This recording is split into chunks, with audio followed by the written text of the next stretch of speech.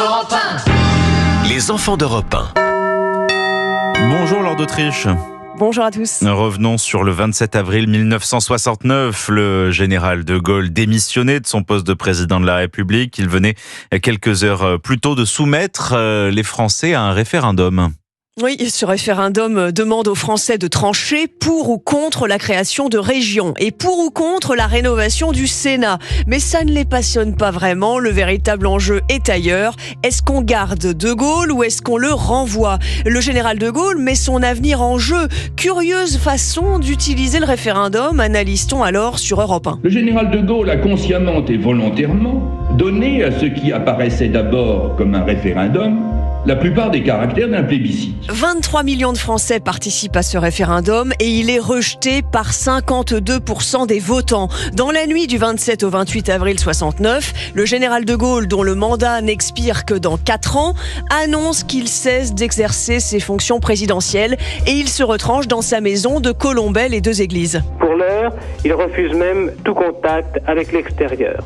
Et dans cette solitude volontaire, il cache en quelque sorte sa déception et son amertume. De Gaulle démissionnaire, c'est Alain Poher, le président du Sénat, qui assure l'intérim. Les médias s'emballent. Qui va être candidat ? Gaston Defferre, Jacques Duclos, Georges Pompidou, Alain Poher lui-même. Le président par intérim tente de calmer le jeu. On annonce que je serai candidat.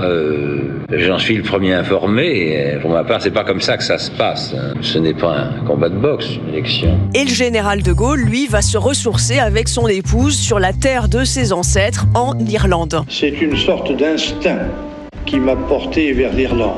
Peut-être à cause du sang irlandais qui coule dans mes veines, on retourne toujours à ses sources. Finalement, en France, c'est l'ancien Premier ministre du général qui lui succède, Georges Pompidou, et les premiers pas du président Pompidou sont hésitants. Georges Pompidou était contracté, tendu en pénétrant dans la salle des fêtes de l'Élysée.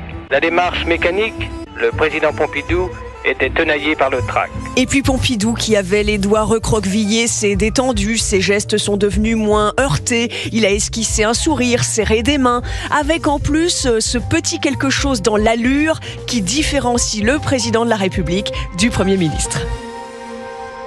Merci Lord d'Autriche. La réalisation François Demoulin. Tous les épisodes des Enfants d'Europe 1 sont sur notre application et notre site europe1.fr. Et tout l'été, la bonne nouvelle, c'est